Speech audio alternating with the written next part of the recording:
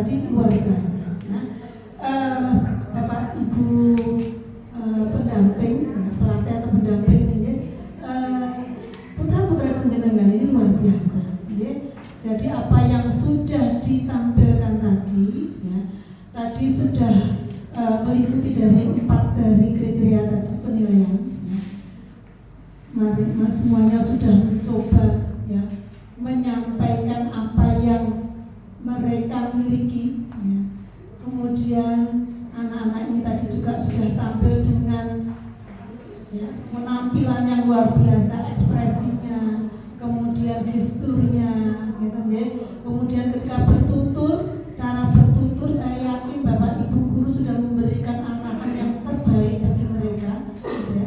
Kemudian juga apa yang mereka sampaikan ya, ketika bertutur, apalagi tadi sudah membawa buku, pasti dengan sumber yang valid ya, seperti itu.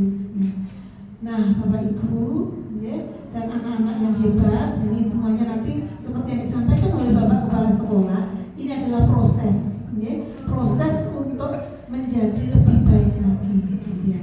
Nah, tidak panjang lebar ya.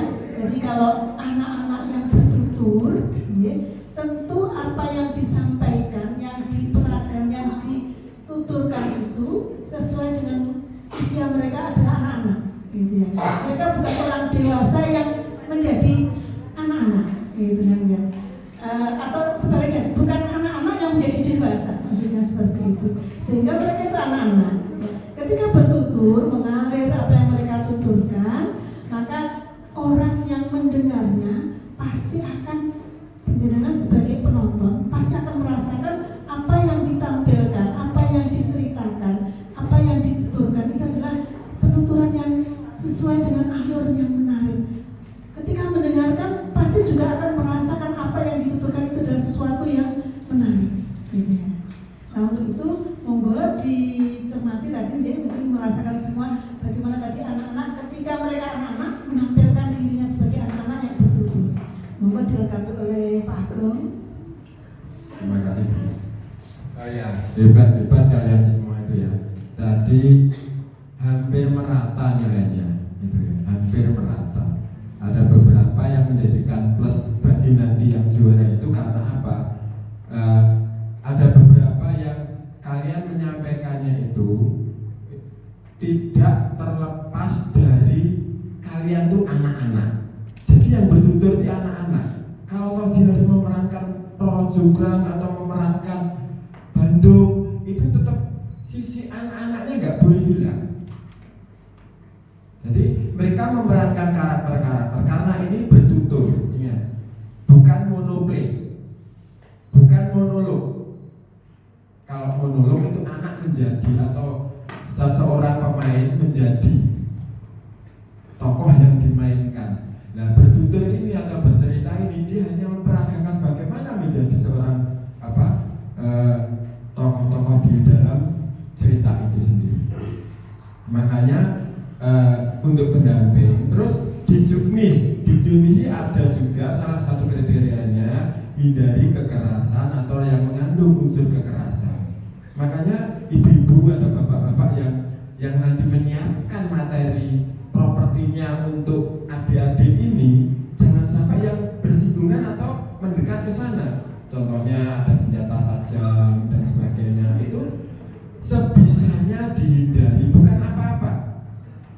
Bisa saja mungkin senjata itu dibuat dari kayu atau apa mungkin yang tidak membahayakan. Itu ya, bukan tidak boleh karena memang di sini ada ketentuan-ketentuannya. Di Juknis, makanya kita harus patuh Juknis dulu. Ya, jadi itu.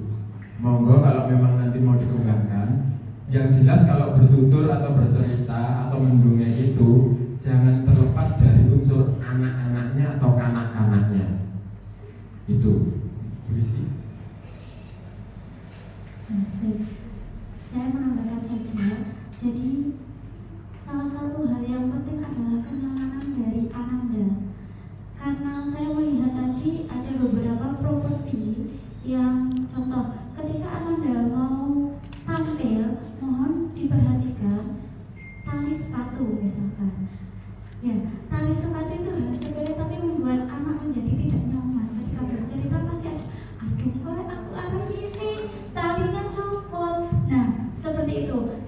meminimalisir apa yang membuat anak tidak nyaman, sehingga antara apa yang ingin diceritakan anak dengan apa yang dipakainya itu jadi mengganggu penampilan anak-anak.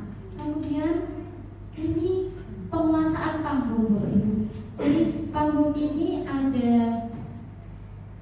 luas, lebar, tidak hanya di bagian depan, karena kita bisa mengeksplor gerakan. Kemudian yang memakai properti itu bisa menjadi daya dukung penampilan, tapi juga bisa menjadi kelemahan ketika properti itu tidak dimanfaatkan dengan baik. Jadi justru mengganggu ketika melihat itu ada properti, tapi propertinya hanya dipakai begitu saja, hanya sebentar saja, lewat saja. Emang karena properti itu ketika membuatnya butuh waktu, gitu. Nah, ketika memakai properti itu, properti juga dipakai semaksimal mungkin, terutama ketika menaruhnya. Contoh, misalkan saya ambil di bagian timun mas tadi ya, di bagian timun mas ketika ada bayi, misalkan ada bayi itu diumpamakan sebagai bayi, tapi bayinya dilemparkan.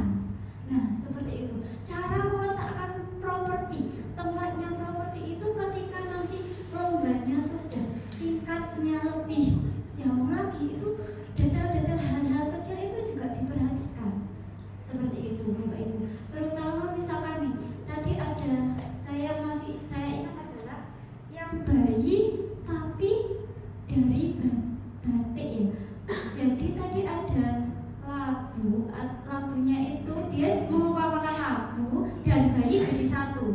Alangkah lebih baiknya kalau tadi kainnya itu warnanya nggak usah batik, tapi kain yang warnanya menyerupai labu. Jadi ketika dia tadi bayinya ditaruh di bawah dulu, itu idenya sudah bagus kalau menurut saya. Jadi tadi bayinya itu ada di bawah, labunya ada di atas. Jadi ketika imajinasinya seperti itu. Tapi menjadi aneh ketika labu itu dari batik. Kalau tadi misalkan kainnya kainnya itu warnanya kuning yang menyerupai warna labu, kan kelihatan gitu. Misalkan kan nggak harus ada adegan, misalkan membelah kan nggak harus itu, bisa dibelahkan adegan seperti itu saja bisa. Tapi ketika dibalik, wah ini jadi nilai plus. Tapi ketika ini tadi kain batik, kan jadi aneh, labu kok batik seperti itu. Jadi saran dari saya, properti itu memang mendukung, tapi jangan sampai properti itu membuat daya ceritanya itu menjadi lemah gitu. Jadi imajinasi itu bisa berupa apa saja, karena